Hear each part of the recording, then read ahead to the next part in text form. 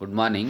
This program is for 4th semester BCom in the subject Corporate Accounting 2, Kuempu University, and this is the 12th session.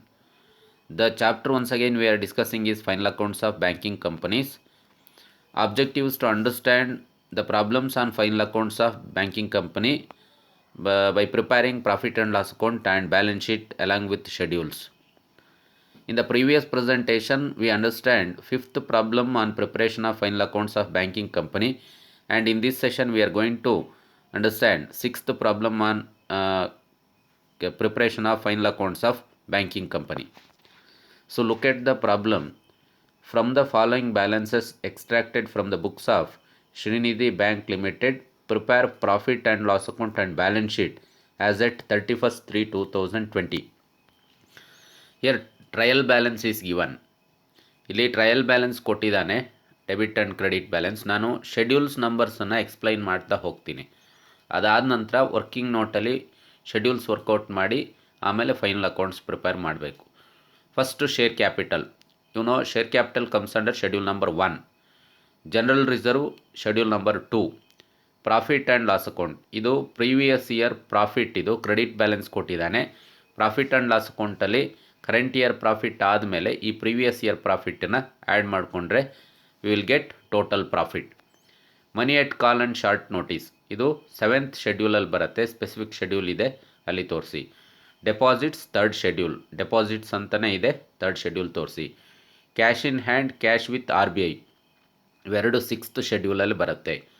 Borrowings specific schedule borrowings ಅಂತಲೇ ಇದೆ, ಅಲ್ಲಿ ತೋರಿಸಿ. Bills payable schedule number 5ಅಲ್ಲಿ other liabilities and ಪ್ರಾವಿಷನ್ಸಲ್ಲಿ ಬರುತ್ತೆ. Staff security deposit schedule number 5ಅಲ್ಲಿ ಬರುತ್ತೆ. Investment schedule number 8. Buildings fixed assets schedule number 10ಅಲ್ಲಿ ಬರುತ್ತೆ. ಬ್ಯಾಲೆನ್ಸಸ್ ವಿತ್ ಅದರ್ ಬ್ಯಾಂಕ್ ಇದು balances with other bank and money at call and short ನೋಟಿಸಲ್ಲಿ ಬರುತ್ತೆ, 7th ಶೆಡ್ಯೂಲ್. ಕ್ಯಾಶ್ ಕ್ರೆಡಿಟ್ಸ್ ಅಡ್ವಾನ್ಸಸ್ಸಲ್ಲಿ ಬರುತ್ತೆ, 9th schedule. Interest on deposits and borrowings once again 15th ಶೆಡ್ಯೂಲಲ್ಲಿ ಬರುತ್ತೆ, ಅಡ್ವಾನ್ಸಸ್ಸಲ್ಲಿ. Bills purchased again interest on deposits and borrowings ಅನ್ನೋದು 15th ಶೆಡ್ಯೂಲಲ್ಲಿ ಬರುತ್ತೆ. ಇಂಟ್ರೆಸ್ಟ್ ಎಕ್ಸ್ಪೆಂಡೆಡ್ ಇದು profit and loss account related schedule. Next bills purchased schedule number 9 ಅಡ್ವಾನ್ಸಸ್ಸಲ್ಲಿ ಬರುತ್ತೆ. Discount on bills again 13th schedule interest and discount ಹೆಡ್ಸಲ್ಲಿ ಬರುತ್ತೆ. Commission brokerage 14th schedule other ಇನ್ಕಮ್ಸಲ್ಲಿ ಬರುತ್ತೆ. ಇಂಟ್ರೆಸ್ಟ್ ಆನ್ ಲೋನ್ಸ್ 13th ಶೆಡ್ಯೂಲಲ್ಲಿ ಬರುತ್ತೆ, interest and discount ಅನ್ನೋ ಹೆಡ್ಸಲ್ಲಿ ಬರುತ್ತೆ. Income from investment once again other incomes 14th ಶೆಡ್ಯೂಲಲ್ಲಿ ಬರುತ್ತೆ. Salaries and other expenses 16th schedule. Audit fees, postage, printing, stationery, depreciation ಇವಿಷ್ಟು 16th ಶೆಡ್ಯೂಲಲ್ಲಿ ಬರುತ್ತೆ. ಆಪರೇಟಿಂಗ್ ಎಕ್ಸ್ಪೆನ್ಸಸ್ಸಲ್ಲಿ ತೋರಿಸಿ. Next additional informations double effect ಆಗುತ್ತೆ. First provide ₹1 lakh for rebate on bill discounted ಇದು ಗೊತ್ತಿದೆ ನಿಮಗೆ, 13th ಶೆಡ್ಯೂಲಲ್ಲಿ ಮೈನಸ್ ಮಾಡಿ ಇಂಟ್ರೆಸ್ಟ್ ಆ್ಯಂಡ್ ಡಿಸ್ಕೌಂಟಲ್ಲಿ. Next 5th schedule other liabilities and ಪ್ರಾವಿಷನ್ಸಲ್ಲಿ ತೋರಿಸ್ಬೇಕು. Bills for collection ₹1,50,000 and endorsement $1,40,000 ಇವೆರಡು ಕಂಟಿಂಜೆಂಟ್ ಲಯಬಿಲಿಟೀಸ್ ಬರುತ್ತೆ ಬ್ಯಾಲೆನ್ಸ್ ಶೀಟ್ನಲ್ಲಿ. Provide income tax at 40% of net profit ಇದು ಕರೆಂಟ್ ಇಯರ್ ಪ್ರಾಫಿಟ್ ಮೇಲೆ ನೀವು 40% ಕ್ಯಾಲ್ಕುಲೇಟ್ ಮಾಡಬೇಕು. ಅದಾದ ನಂತರ ಇದನ್ನು ಪ್ರಾವಿಷನ್ಸ್ ಆ್ಯಂಡ್ ಕಂಟಿಂಜೆನ್ಸೀಸಲ್ಲಿ ತೋರಿಸ್ಬೇಕು. ಜೊತೆಗೆ ಎರಡನೇ ಎಫೆಕ್ಟ್ ಅಂದರೆ ಶೆಡ್ಯೂಲ್ ನಂಬರ್ 5ಅಲ್ಲಿ ಅದರ್ ಲಯಬಿಲಿಟೀಸ್ ಆ್ಯಂಡ್ ಪ್ರಾವಿಷನ್ಸಲ್ಲಿ ಬರುತ್ತೆ. ಸಪೋಸ್ ಕರೆಂಟ್ ಇಯರಲ್ಲಿ ನಿಮಗೇನಾದರೂ ಲಾಸ್ ಬಂದರೆ ಈ ಅಡ್ಜಸ್ಟ್ಮೆಂಟ್ ಎಫೆಕ್ಟ್ ಆಗೋದಿಲ್ಲ. ಈಗ 1 by 1 ಶೆಡ್ಯೂಲ್ಸನ್ನು ನೋಡ್ತಾ ಹೋಗಿ. ಶೇರ್ ಕ್ಯಾಪಿಟಲ್ ಕೊಟ್ಟಿದ್ದಾನೆ ಶೆಡ್ಯೂಲ್ ನಂಬರ್ 1ಅಲ್ಲಿ 1,50,000 ತೋರಿಸಿ. ಶೆಡ್ಯೂಲ್ ನಂಬರ್ 2 ಅಲ್ಲಿ ರಿಸರ್ವ್ಸ್ ಆ್ಯಂಡ್ ಸರ್ಪ್ಲಸಲ್ಲಿ ನಾನು ಇದನ್ನು ಆ್ಯಕ್ಚುಲಿ ನೀವು ಪ್ರಾಫಿಟ್ ಆ್ಯಂಡ್ ಲಾಸ್ ಅಕೌಂಟ್ ಆದ ನಂತರ ಈ ಶೆಡ್ಯೂಲ್ಸನ್ನು ಕಂಪ್ಲೀಟ್ ಮಾಡಬೇಕು. ಜನರಲ್ ರಿಸರ್ವ್ ಒಂದು ಬರುತ್ತೆ 61,500 ಇದು ಯಾವುದೇ ರಿಸರ್ವ್ಸ್ ಇದ್ದರೂ ರಿಸರ್ವ್ಸ್ ಆ್ಯಂಡ್ ಸರ್ಪ್ಲಸಲ್ಲಿ ತೋರಿಸ್ತೀರಾ, ಟ್ರಯಲ್ ಬ್ಯಾಲೆನ್ಸಲ್ಲಿ ಕೊಟ್ಟಿರೋದು. ಇನ್ನು statutory reserve profit and loss account ಬ್ಯಾಲೆನ್ಸನ್ನು ನೀವು profit and loss account prepare ಮಾಡಿದ್ಮೇಲೆ ತೋರಿಸ್ಬೇಕು. ಸೊ ನಾನು ತೋರಿಸಿದ್ದೀನಿ, ಬಟ್ ಆಮೇಲೆ ಒಂದು ಸರಿ ನೋಡ್ಕೊಳ್ಳಿ. ಸ್ಟ್ಯಾಚ್ಯೂಟರಿ ರಿಸರ್ವ್ ಬಂದಿಲ್ಲ, ಮೋಸ್ಟ್ಲಿ ಇಲ್ಲಿ ನೆಟ್ ಲಾಸ್ ಬಂದಿರುತ್ತೆ ಕರೆಂಟ್ ಇಯರಲ್ಲಿ, ಹಾಗಾಗಿ ನಿಲ್ ಬರುತ್ತೆ. Profit and loss account balance 58,400 ಇದೆ, ಅದನ್ನು ತೋರಿಸಿದ್ದೀನಿ.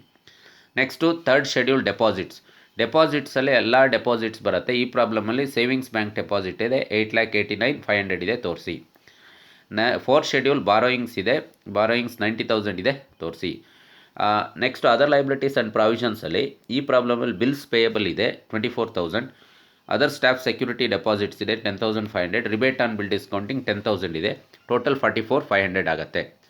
Schedule number 6 cash and balances with reserve bank of India. ಇದರಲ್ಲಿ ಕ್ಯಾಶ್ ಇನ್ ಹ್ಯಾಂಡ್ 30,000 ಬರುತ್ತೆ, ಕ್ಯಾಶ್ ವಿತ್ RBI 45,000 ಇದೆ, ಟೋಟಲ್ 75,000 ಆಗುತ್ತೆ. Next schedule number 7 balances with banks and money at call and short notice. ಇದರಲ್ಲಿ ಮನಿ ಎಟ್ ಕಾಲ್ and short notice 22,500 ಇದೆ, balances with other bank 57,000 ಇದೆ, total 79,500 ಆಗುತ್ತೆ. Investments specific ಇದೆ 96,000 ತೋರಿಸಿ. ಶೆಡ್ಯೂಲ್ ನಂಬರ್ 9 ಅಡ್ವಾನ್ಸಸ್ಸಲ್ಲಿ ಬಿಲ್ಸ್ ಡಿಸ್ಕೌಂಟೆಡ್ ಆ್ಯಂಡ್ ಪರ್ಚೇಸ್ಡ್ ಇದೆ 1,80,000, ಲೋನ್ಸ್ ಆ್ಯಂಡ್ ಕ್ಯಾಶ್ ಕ್ರೆಡಿಟ್ 7,95,000 ಇದೆ, total 9,75,000. Fixed assets building 1 lakhs ಅಲ್ಲ 68,400 ಇದೆ. ಸೊ ಡಿಪ್ರಿಸಿಯೇಷನ್ ಇಲ್ಲ, ಡೈರೆಕ್ಟ್ 68,400 ತೋರಿಸಿ. ಅದರ್ ಅಸೆಟ್ಸಲ್ಲಿ ಯಾವ ಎಂಟ್ರೀಸು ಇಲ್ಲ, ಸೊ ನಿಲ್ ಬರುತ್ತೆ. ಕಂಟಿಂಜೆಂಟ್ ಲಯಬಿಲಿಟಿ ಟೋಟಲ್ 1,40,000 ಇದೆ, 2 ಎಂಟ್ರಿ ಇದೆ, ಸೊ ಅಷ್ಟು ತೋರಿಸಿದ್ದೀನಿ. ನೆಕ್ಸ್ಟು 13 ಶೆಡ್ಯೂಲಿಗೆ ಬಂದರೆ ಇಂಟ್ರೆಸ್ಟ್ ಅರ್ನ್ಡ್. ಇದರಲ್ಲಿ ಇಂಟ್ರೆಸ್ಟ್ ಆನ್ ಡಿಸ್ಕೌಂಟ್ ಒಟ್ಟು 1,80,500 ಅಂದರೆ 1,75,500 ಇದೆ ಇಂಟ್ರೆಸ್ಟ್ ಆನ್ ಡಿಸ್ಕೌಂಟ್. ಇನ್ನೊಂದು 15,000 ಇದೆ, ರಿಬೇಟ್ ಆನ್ ಬಿಲ್ ಡಿಸ್ಕೌಂಟಿಂಗ್ 10,000 ಇದೆ, ಟೋಟಲ್ ಮಾಡಿದ್ರೆ 1,80,500 ಆಯಿತು. ನೆಕ್ಸ್ಟು ಅದರ್ ಅಸೆಟ್ಸಲ್ಲಿ 14 schedule other incomes, commission exchange 13,500 ಇದೆ, ಇನ್ನೊಂದು ಇನ್ಕಮ್ ಫ್ರಮ್ ಇನ್ವೆಸ್ಟ್ಮೆಂಟ್ ಇದೆ 8,700 ಇದೆ. ಇನ್ಕಮ್ ಫ್ರಮ್ ಇನ್ವೆಸ್ಟ್ಮೆಂಟನ್ನು ನೀವು 13 ಶೆಡ್ಯೂಲಲ್ಲಿ ತೋರಿಸಿದ್ರು, that is also correct. Next 15 schedule interest expanded, interest on deposits and borrowings ಇದೆ 1,18,500 ಇದೆ, ಸೊ ತೋರಿಸಿ. Next 16 schedule operating expenses, salary 72,000 ಇದೆ, ಅಡ್ವರ್ಟೈಸ್ಮೆಂಟ್ ಆ್ಯಂಡ್ ಪಬ್ಲಿಸಿಟಿ 6,300 ಇದೆ, ಡಿಪ್ರಿಸಿಯೇಷನ್ 2,400 ಇದೆ, ಡೈರೆಕ್ಟರ್ಸ್ ಫೀಸ್ 3,600, ಆಡಿಟರ್ಸ್ ಫೀಸ್ 5,100 ಇದೆ, ಸೊ ಟೋಟಲ್ 85,800 ಆಗುತ್ತೆ. ಪ್ರಾವಿಷನ್ಸ್ ಆ್ಯಂಡ್ ಕಂಟಿಂಜೆನ್ಸೀಸ್ ಯಾವುದೂ ಇಲ್ಲ entries. Actually provision for income tax ಬರುತ್ತೆ, ಇಲ್ಲಿ ತೋರಿಸ್ಬೇಕು, ಬಟ್ ಈ ಪ್ರಾಬ್ಲಮಲ್ಲಿ ಲಾಸ್ ಬರೋದ್ರಿಂದ ಪ್ರಾವಿಷನ್ ಫಾರ್ ಟ್ಯಾಕ್ಸ್ ಬರೋದಿಲ್ಲ. 40% ಅಂತ ಅಡ್ಜಸ್ಟ್ಮೆಂಟ್ ಹೇಳಿದ್ದಾನೆ, ಆ ಎಂಟ್ರಿ ಎಫೆಕ್ಟ್ ಆಗೋದಿಲ್ಲ. ಈಗ profit and loss account prepare ಮಾಡಿದ್ರೆ ಫಸ್ಟು ಟೈಟ್ಲ್ ಬರಬೇಕು, profit and loss account of the bank for the year ending 31/3/2020.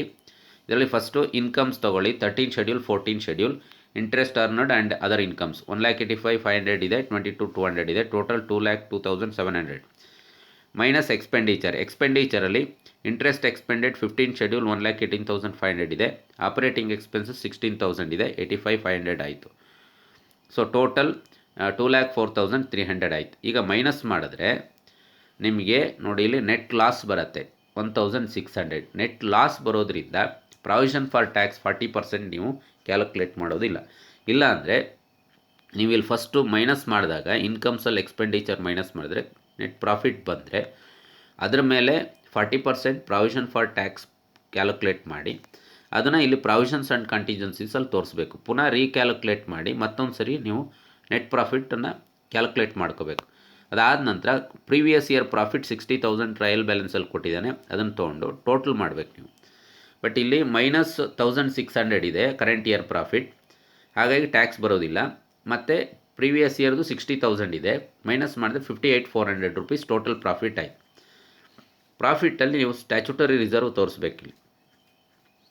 Statutory reserve ನೀವು ಕರೆಂಟ್ ಇಯರ್ ಪ್ರಾಫಿಟ್ ಮೇಲೆ ಯೂಶಲಾಗಿ ಕ್ಯಾಲ್ಕುಲೇಟ್ ಮಾಡೋದು, ಹಾಗಾಗಿ ಇಲ್ಲಿ ಕರೆಂಟ್ ಇಯರ್ ಲಾಸ್ ಇರೋದ್ರಿಂದ ನೀವಿಲ್ಲಿ ಸ್ಟ್ಯಾಚ್ಯುಟರಿ ರಿಸರ್ವ್ ನಿಲ್ಲಾಗತ್ತೆ. ನೆಕ್ಸ್ಟು ಟ್ರಾನ್ಸ್ಫರ್ ಟು ರಿಸರ್ವ್ ಇಲ್ಲ ಅಡ್ಜಸ್ಟ್ಮೆಂಟಲ್ಲಿ. ನೆಕ್ಸ್ಟು ಬ್ಯಾಲೆನ್ಸ್ ಅಷ್ಟೇ, ಇನ್ನು ಪ್ರಪೋಸ್ ಡಿವಿಡೆಂಡ್ ಯಾವ ಎಂಟ್ರೀಸು ಇಲ್ಲ. ಸೊ ಬ್ಯಾಲೆನ್ಸ್ ಮಾಡಿದ್ರೆ ನಿಮಗೆ 58,400 ರೂಪೀಸೇ ಬ್ಯಾಲೆನ್ಸ್ ಬರುತ್ತೆ. ಇದನ್ನು ಬ್ಯಾಲೆನ್ಸ್ ಶೀಟಲ್ಲಿ ತೋರಿಸ್ಬೇಕು. ಲಾಸ್ಟ್ ಸ್ಟೆಪ್ ಏನಂದರೆ ಬ್ಯಾಲೆನ್ಸ್ ಶೀಟ್ ಪ್ರಿಪೇರ್ ಮಾಡಬೇಕು. ಸೊ ಬ್ಯಾಲೆನ್ಸ್ ಶೀಟ್ ಟೈಟಲ್ ಬರೀರಿ.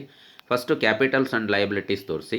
First share capital, reserves and surplus, deposits, borrowings, other liabilities 1 2 3 4 5 schedules. ಇದು ಲಯಬಿಲಿಟಿ ಶೆಡ್ಯೂಲ್ಸ್. ಎಲ್ಲ ಟೋಟಲ್ಲು ನಿಮಗೆ ವರ್ಕಿಂಗ್ ನೋಟಲ್ಲಿದೆ.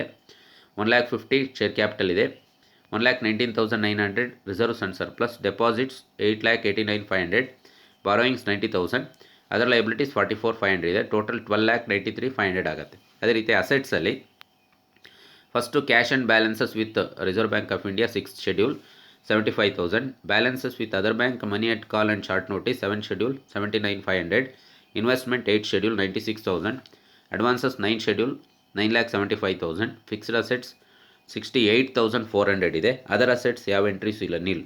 ಇಲ್ಲಿಗೆ ಟೋಟಲ್ 12,93,500 ಆಯಿತು. So contingent liability outside balance sheet ತೋರಿಸಿ 2,90,000. So that's all about this problem. Thank you.